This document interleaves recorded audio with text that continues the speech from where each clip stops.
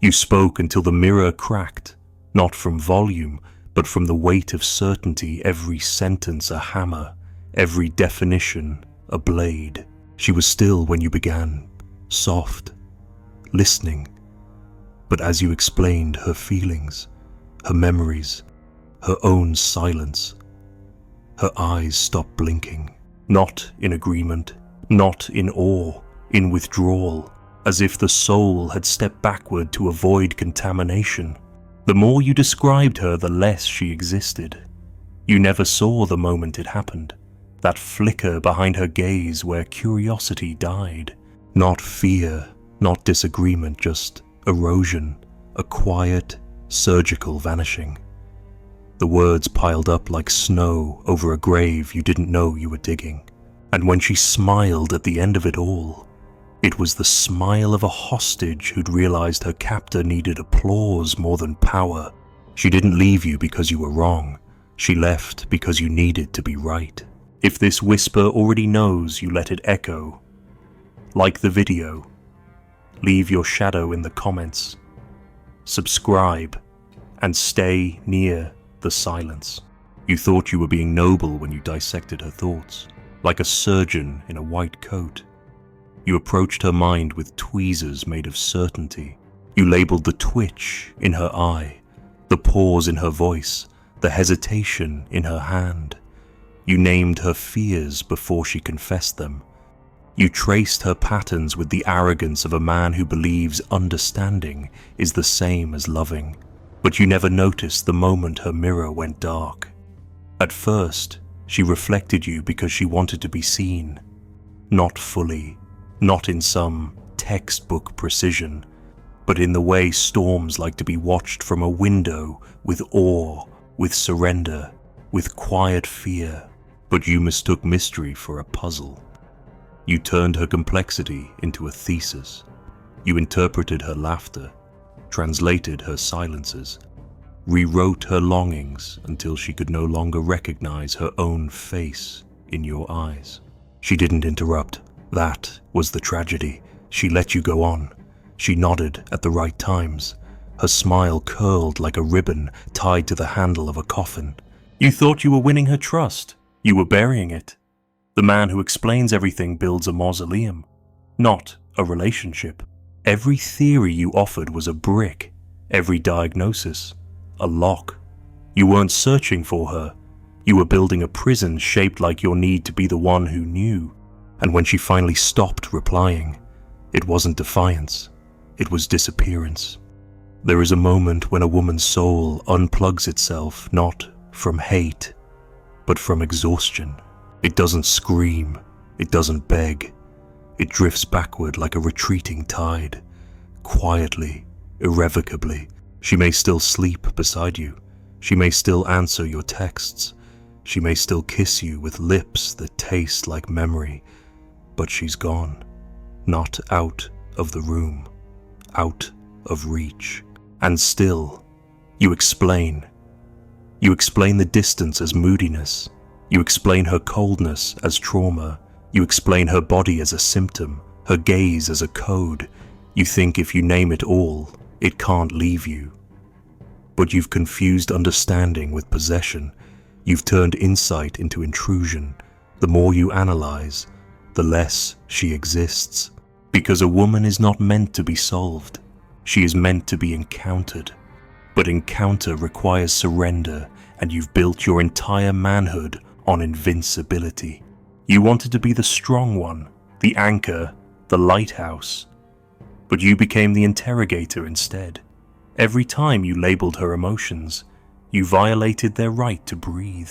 You taught her that the only safe way to exist around you was to become a ghost of herself, predictable, palatable, pre-approved. You replaced curiosity with certainty. You replaced awe with arrogance. And now you wonder why she won't look at you the same. She doesn't hate you. Hatred requires presence. She simply no longer arrives, even in the room with you.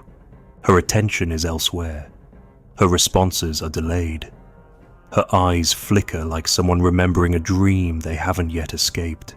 You didn't lose her because you failed to explain well enough. You lost her because you couldn't stop explaining at all. You couldn't sit in the abyss of not knowing. You couldn't stand the terror of her being a living question instead of a completed sentence.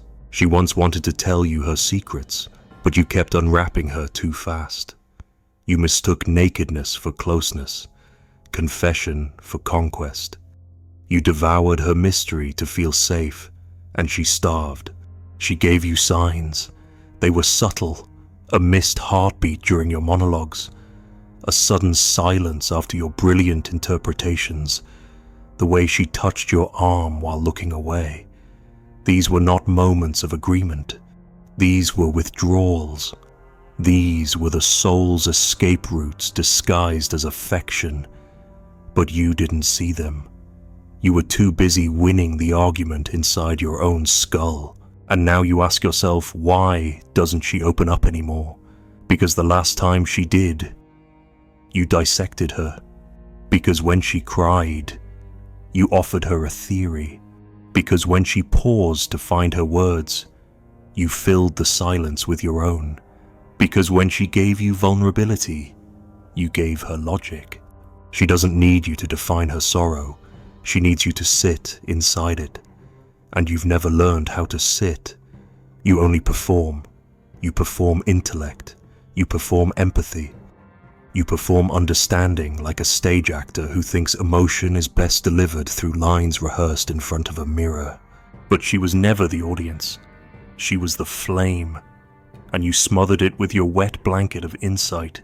The man who explains everything forgets that truth lives in tension. He builds altars to certainty in rooms meant for prayer. He forgets that some things, especially women, dissolve when looked at under fluorescent analysis. Mystery is not a problem to be solved. It's a presence to be honored. But you hunted it down with the arrogance of a man who thought love meant domination. You lost her to your own brilliance, and now you're alone with your vocabulary. You walk through the ruins of a connection filled with accurate definitions but no pulse. You wonder what went wrong, but the answer is everywhere in the way you flinch at silence, in the way you must label every feeling, in the way you'd rather be right than real. She would have forgiven your anger, she would have endured your fear, but she could not survive your explanations. Because in the end, you didn't need her. You needed her to fit. You needed her to fit your worldview, your narrative, your need to know. And so she left. Not with slamming doors. Not with cruel words. She left by turning into air, by becoming unreadable, by ceasing to respond, by letting your theories echo in the vacuum of her absence. You still talk, you still post, you still write long texts filled with reasons, insights, breakthroughs, but you no longer speak to a person. You speak to the ghost of your own reflection, hoping she returns. But she only returns to men who don't need to explain her. And now you know the mirror didn't shatter. It stopped reflecting because it no longer believed in your gaze. She didn't flinch when you explained her pain. She smiled, not the smile of delight, nor of recognition, not even forgiveness. It was the kind of smile a woman gives when she's realized her survival depends on disappearing politely. The hostage smile, lips curved, eyes frozen.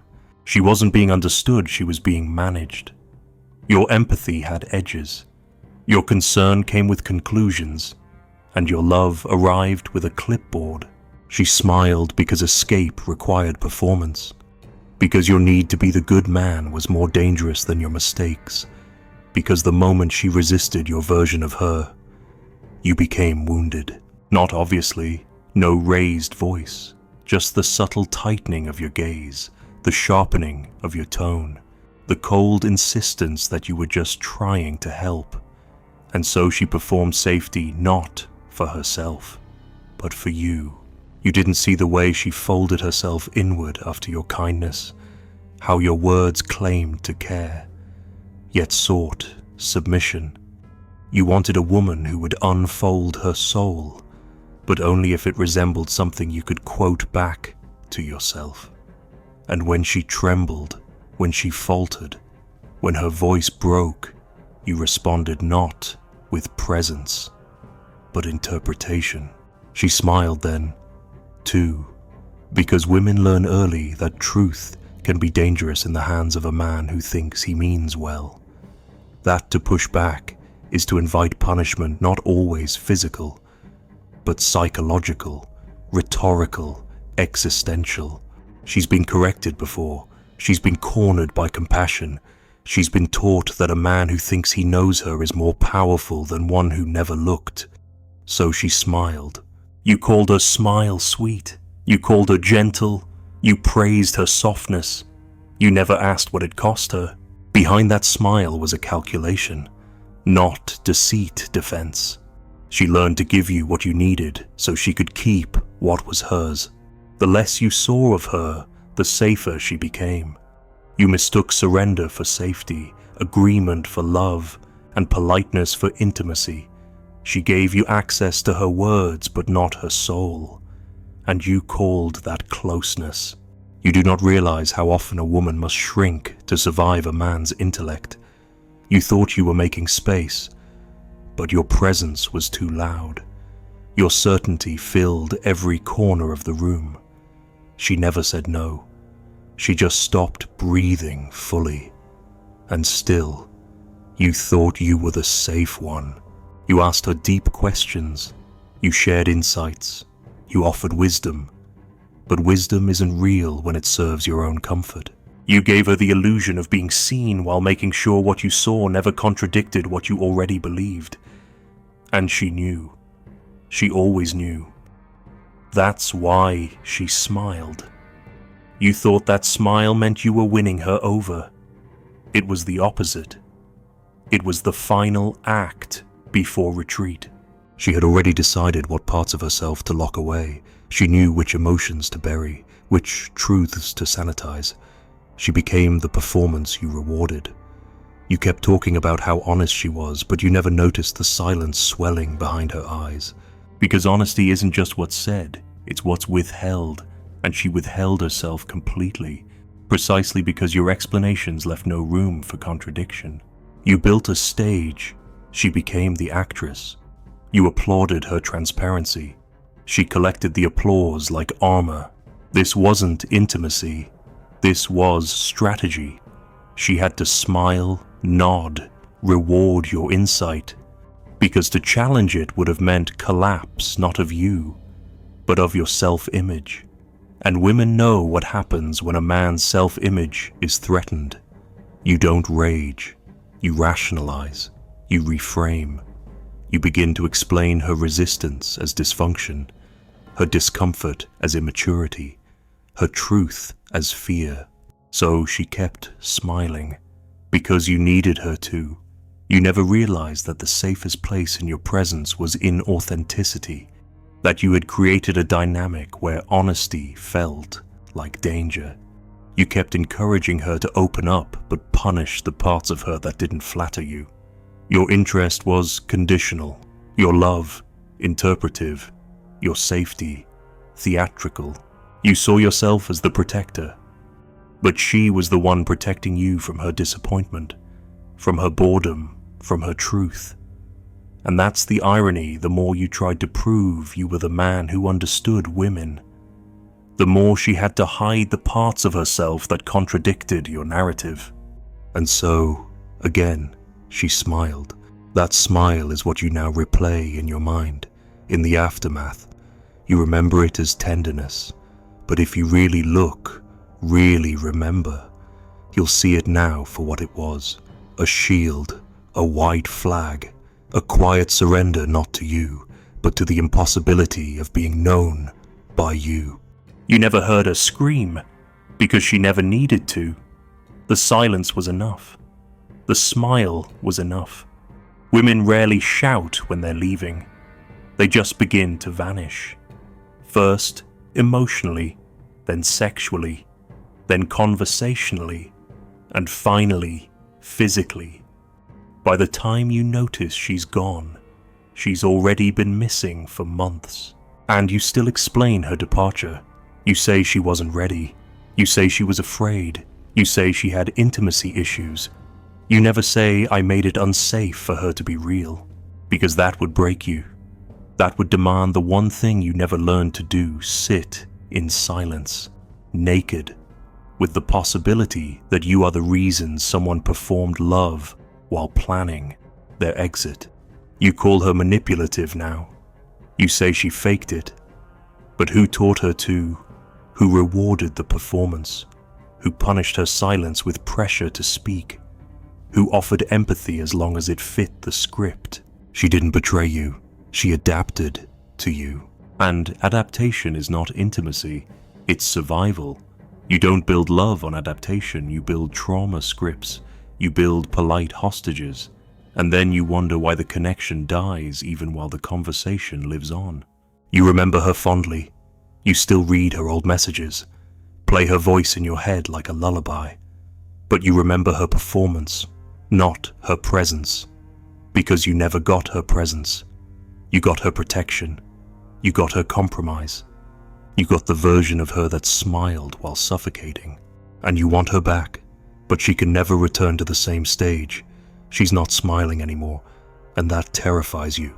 Because if she returns without the mask, you'll finally see what you did. You'll see the weight of your explanations, the pressure of your understanding, the performance you required of her to preserve your ego. And in that moment, it won't be her silence that haunts you. It will be your certainty, because every time she smiled to stay safe, you hardened. Every time she agreed to avoid rupture, you grew louder. Every time she dimmed to protect herself, you thought you were glowing. But now the light has gone out, and you sit in the dark with her last smile, trying to understand it. But there's nothing left to explain. You once believed silence was compliance, that her quiet was a form of listening, that when you spoke and she didn't interrupt, it meant she trusted you. But now that silence rings louder than any argument ever could, it lingers not like an echo, but like judgment, not the kind that accuses, but the kind that watches, patiently, with eyes that no longer need to speak. You feel it now, don't you? The unease in your own certainty, the suspicion that your words have grown too sharp, too fast, too proud, that you have confused being articulate with being worthy, and now her silence is the verdict. Not guilty, just unchosen. You keep waiting for her to explain why she left. You think there must be a reason, some wound, some past, some fear she never shared.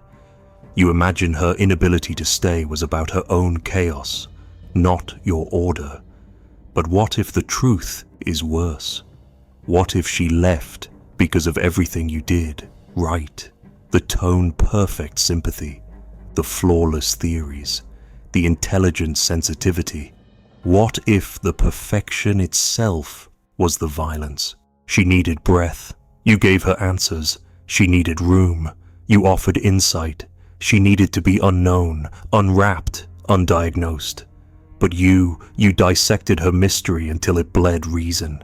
And now you sit in the ruins of your understanding, surrounded by sentences. Your intellect was a fortress, and you never realized she was climbing out through the windows while you were polishing the doors. She didn't stop loving you because you were wrong. She stopped loving you because you couldn't bear to be. Your mind moved like a scalpel slicing, precise, brilliant. But every cut left her more invisible. You were so certain, so convincing, that even her doubts bowed down. But the soul does not forget. It waits. It watches. It retreats. She grew silent not out of fear, but out of clarity. You would never allow her to contradict your version of her. You would never allow the mess, the mystery, the unformed emotion to sit unshaped. And so, like a cathedral built on a fault line, the more beautiful your words became, the more dangerous it was for her to stay. You wonder now if any of it was real. You reread the old messages, listened to her laughter in old videos. You remember how she looked at you when you were being deep. But even then, even in those moments, the silence had already begun. She had started rehearsing her exit not with betrayal, but with small omissions. She stopped telling you what kept her up at night. She stopped correcting your interpretations. She stopped trying to be heard because she understood being understood by you came at the cost of being herself. She became fluent in your language of logic, but it wasn't hers. It was survival. And now that she's gone, you ache not for her, but for the reflection of yourself that she once held. You miss being seen as the man who got it. But that man was a myth you begged her to believe, and she believed it until she didn't. Now the silence mocks your eloquence. You speak, but there is no echo. You write, but she does not read. You feel, but too late. Because she needed uncertainty, not weakness, but openness. She needed to be met, not mapped. And you brought her a compass instead of a hand. You thought if you could define everything, nothing could be lost. But love cannot be kept in definitions. It drowns there. It suffocates. It becomes sterile, predictable, dead. She left you for something unnameable, and that terrifies you, because you never believed in what cannot be defined. Now you're surrounded by ghosts, not of her body, but of your own certainty. The way you insisted you knew what she meant, even when she went quiet. The way you finished her sentences, not because you were right, but because you were afraid of not being. The way you offered her the safety of your understanding, but never the danger of your humility. And now that she's no longer responding, you realize you were never listening. You were just waiting to explain. But silence doesn't wait. It expands. It turns your voice into background noise. It grows roots where her trust used to live.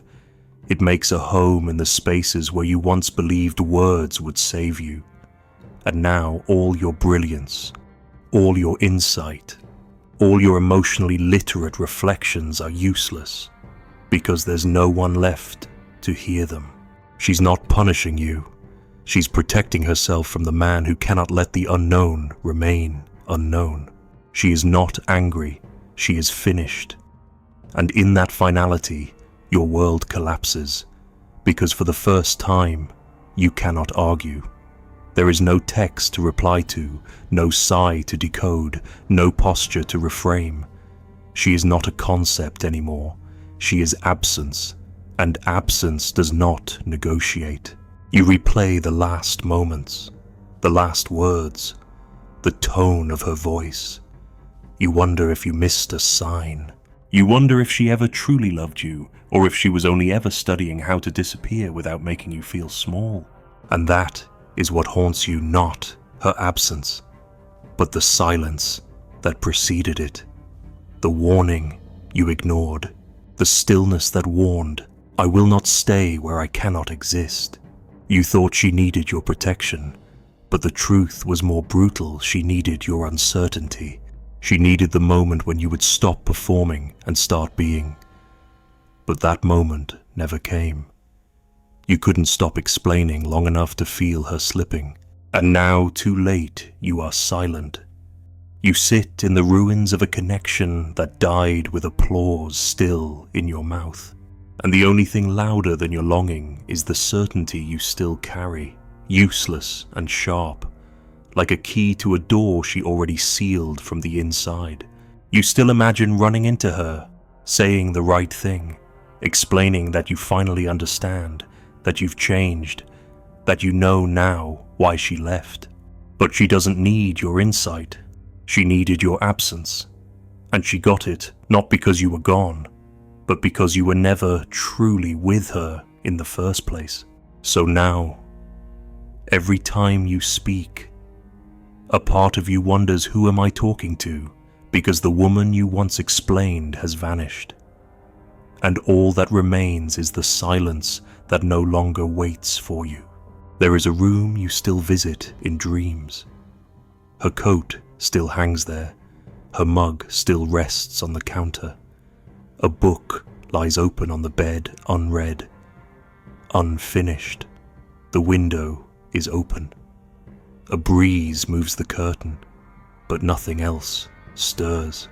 You step into the silence, hoping to hear her voice, but the air only offers echoes of your own, and in that moment, you realize you were never in a conversation. You were giving a lecture to an empty room. The silence did not take her, it revealed she was already gone. You want to speak again, but something holds your tongue. And in that stillness, you hear the one voice that was always missing yours, unguarded, uncertain, finally too quiet to interrupt her return.